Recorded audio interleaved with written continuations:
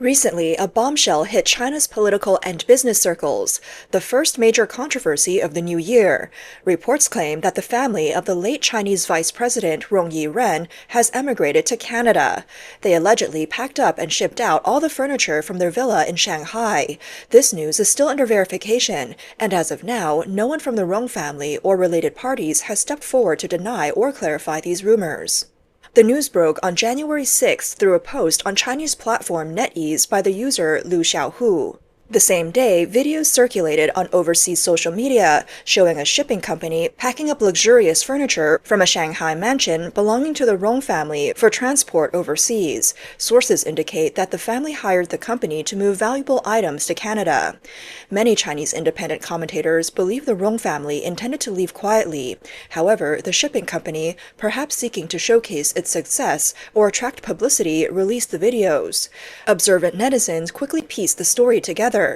This news has caused a stir in China. Industry insiders note that the Rong family, often referred to as one of the world's 4 secretly wealthy families, has completely relocated abroad. A netizen from Bota News commented, "In today's China, no family truly qualifies as a financial conglomerate, perhaps not even Jack Ma or Pony Ma. Compared to the Rong family, they might not even count as supporting characters." At a founding ceremony of the People's Republic of China, the Communist Party didn't even have a proper car to transport VIPs. The luxury vehicles were all borrowed from the Rong family. During the Korean War, the first major conflict after the communist takeover, the Rong family donated 12 fighter planes. In 2024, during a live stream on an appraisal channel, the Rong family's collection shocked the internet. It's said that Rong Yiren's granddaughter, Rong Mingfang, casually displayed an entire chest of treasures, not just individual items, but chestfuls. One random item turned out to be a rare Qing dynasty stamp, leaving viewers exclaiming, "Poverty has truly limited my imagination." The netizen concluded by saying, China's hereditary financial oligarchs, the Rong family from Wuxi, have fled to Canada, even packing up their tables and chairs. How much wealth they truly possess is unknown, but 30 years ago, they spent billions building the Lingshan Temple in Wuxi and even secured a vice presidency along the way. Given their deep integration into the system, what drove them to flee? Today, we'll delve into the true story of the Rong family, often regarded as China's first family of wealth, and one of the world's top 4 hidden billionaires. Chairman Mao Zedong once remarked, "In China, the only family that truly qualifies as a financial conglomerate is the Rong family." The Rong family traces its roots to Rong De-sheng, father of the late Vice President Rong Yiren, who was dubbed the Red Capitalist. Rong De-sheng was born in 1875 in Wuxi, Jiangsu. He spent nearly 6 decades in industries such as textiles, flour, and machinery, earning the titles Flour King and Cotton Yarn King of China. In their early years, Rong De-sheng and his brother, Rong Zhongjing, worked as apprentices in money houses. This experience laid the foundation for their future business ventures. In 1896, the Rong brothers established Guangsheng Silver House, which thrived. However, Rong De-sheng, influenced by Western ideas during his time in Guangdong, realized that industrial ventures offered greater potential than banking. Inspired by figures like America's DuPont and Mellon, he decided to invest in manufacturing. In October 1990, using profits from the Silver House, they co-founded their first flour mill, Baoxing Flour Mill. Its products quickly gained popularity. By 1921, they operated 12 flour mills, with their brand Warship being exported to countries like the UK, France, Australia, and Southeast Asia. During World War I, they exported 800,000 tons of flour, solidifying their reputation as pioneers in China's flour industry. Encouraged by their success in flour milling, the Rong brothers expanded into textiles. In 1915, they invested 180,000 yuan to establish Shenxing Textile Company. By 1922, Shenxing had 4 factories, and its growth in the spinning capacity even outpaced Japanese competitors in China. The Rong brothers earned the title Cotton Yarn Kings. After the Mukden incident in 1931, Japanese products flooded the Chinese market, causing significant challenges for Rong's enterprises. Although they managed some recovery after the war, they never returned to pre-war levels. Following the war, Rong De-sheng faced 2 kidnappings, costing him $1 million in ransom. On April 25, 1946, while en route to his company's headquarters, Rong was abducted in broad daylight in Shanghai. The case caused an uproar, prompting President Chiang Kai-shek to order its swift resolution. After 34 days, the culprits were apprehended, and Rong was released. The ringleaders were executed, and part of the ransom was recovered. In 1948, as the nationalist government prepared to retreat from mainland China, Rong made a deliberate trip from Wuxi to his residence on Gaoan Road, declaring his intention to remain in China. He also prevented his third son from dismantling the machinery in Shenxing No. 3 factory for relocation to Taiwan. After the Communist Party took over, most of the Rong family went overseas, leaving Rong Desheng, his fourth son Rong Yiren, and seventh son Rong Hongren in China. They became key targets of the CCP's United Front efforts and were given special treatment. Rong Desheng held positions such as a member of the National Committee of the Chinese People's Political Consultative Conference and the East China Military and Political Committee. He passed away in Wuxi on July 29, 1952.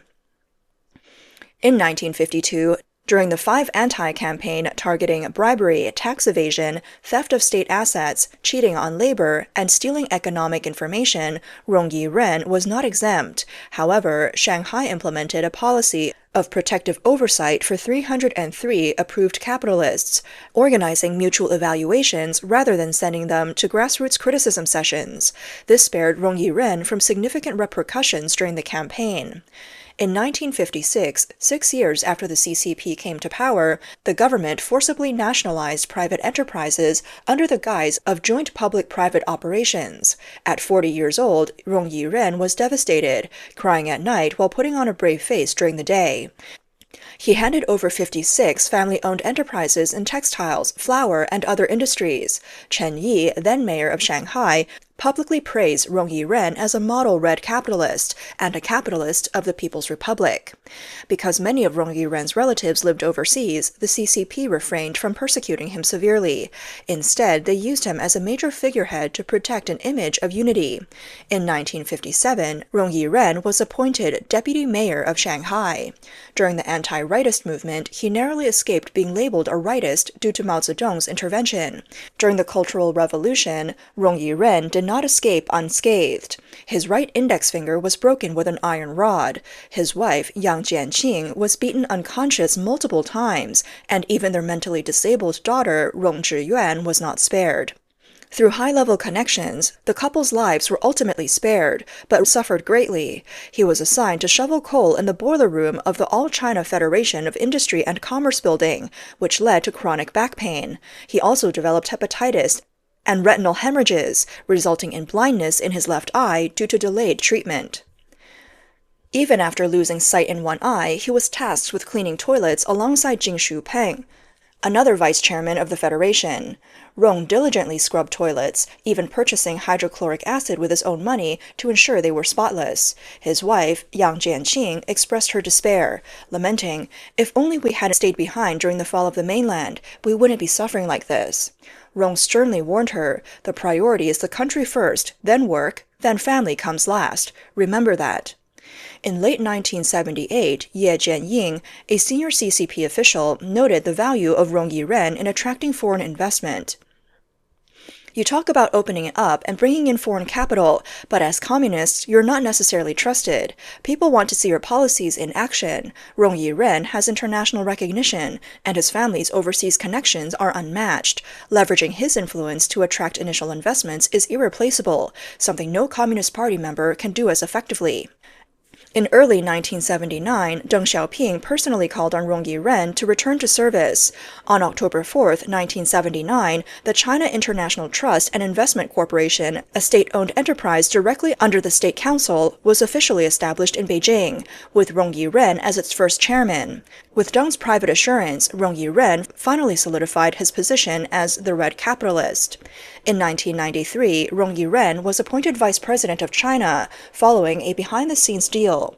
Deng reportedly persuaded Wang Zhen to relinquish the role, proposing Rong Yiren as his successor. In return, Wang Zhen's son, Wang Jun, took over Rong's position as chairman of CITIC. When Rong Yiren passed away in October 2005, the official obituary described him as a great communist fighter and referred to him as a comrade, revealing for the first time that he was a CCP member. His hidden party membership had been a strategic facade to further the CCP's United Front efforts and deceive outsiders. Sources familiar with the situation revealed that Rong Yiren was fully aware of the CCP's ruthlessness. He was deeply shaken by the fate of his former entrepreneurial friends who had been persecuted to death by the party. This fear convinced him that joining the CCP and becoming part of its system was the only way to secure his safety. Throughout his life, Rong Yiren applied to join the CCP 4 times. His first application was in 1951, less than 2 years after the establishment of the People's Republic, when he was 35 years old. It took 34 years for his application to be approved in 1985, when he was 69 years old. After finally joining the party and rising to the ranks of a dual-role high-ranking official, Rong Yiren also attempted to leave the party 3 times. The first resignation attempt was related to the 1989 Tiananmen Square incident. The second was due to conflicts with party leader Jiang Zemin. The third came in June 2000, after Rong had retired. Representing several minor political parties, Rong proposed to the Politburo that democratic parties be allowed more political participation. Jiang Zemin dismissed the idea, telling Rong to stay out of it. Furious, Rong stopped attending party activities until Jiang stepped down in December 2000. On October 19, 2005, shortly before his death, Rong dictated a statement titled, "I have a few words for the party." The message reportedly included the following: "A party that has lost its ideals, operates outside the law, alienates the people, and pursues wealth and self-interest has no future and betrays the People's Republic." In the 1980s, when the CCP decided to reclaim Hong Kong, it sought to stabilize investor confidence by registering 2 companies in the region. One was Everbright Group, led by Wang Guangying, brother of Wang Guangmei, wife of former chairman Liu Xiaoqi. The other was a subsidiary of Rong Yiren's CITIC Group, managed by his son Rong Zhijian, nicknamed the Crown Prince of the Rong family. Born in 1942 in Shanghai, Rong Zhijian was the only son, with 2 older sisters and 2 younger sisters. As Rong Yiren's sole heir, Rong Zhijian's life epitomized a mix of privilege and hardship. In his youth, he drove a red convertible along Shanghai's Bund, but later endured grueling labor during the Down to the Countryside movement. With the CCP's support, he eventually rose to prominence, becoming China's richest man on multiple occasions. Known for his low profile and reserved demeanor, he enjoyed horse racing and golf, but rarely commented on Hong Kong affairs, maintaining a scandal-free image atypical for a billionaire. In 1990, CITIC Group registered as a subsidiary, CITIC Hong Kong, with Rong Zhijian as its chairman. In 1991, CITIC Hong Kong acquired a majority stake in Taifu Development and renamed it CITIC Pacific. By 1996, Rong purchased 291 million CITIC Pacific shares at a 25% discount, becoming its second-largest shareholder and significantly increasing his personal wealth. During the 1998 Asian financial crisis, CITIC Pacific stock plummeted. Rong shares pledged to secure loans worth billions were on the verge of being liquidated. The CCP intervened, buying up shares to stabilize the price, effectively rescuing Rong Zhijian in recognition of Rong Yiren's contributions to the party. However, in October 2008, CITIC Pacific faced a massive scandal over forex trading losses. The company revealed that it had suffered a staggering loss of 14.7 billion Hong Kong dollars due to unapproved Australian dollar hedge contracts. At a press conference, the company blamed the finance director Zhang Lixian and CFO Zhou Zhixian, claiming that the deals were made without Rong Zhijian's approval. However, it was later revealed that the forex speculation was orchestrated by Rong's daughter, Rong Mingfang. Rong Mingfang, born in Beijing in 1972, graduated from Harvard University with a degree in economics in 1995. She returned to Hong Kong to join CITIC Pacific's finance department as a director, and also served as a director of the Eastern Harbor Crossing Company. Reports indicated that she had been heavily involved in forex trading since 2005, specifically in accumulator contracts, which contributed to the company's massive losses. Despite being demoted and reassigned, many questioned whether Zhang and Zhou were scapegoats appointed to shield Rong Mingfang from accountability. Following the crisis, Rong Zhijian briefly addressed investors, but quickly flew to Beijing to seek assistance. This time, however, the CCP did not intervene. On April 8, 2009, after 5 days of police investigations, Rong Zhijian and managing director Fang Hongling announced their resignations from CITIC Pacific, ending Rong's era at the helm of the company.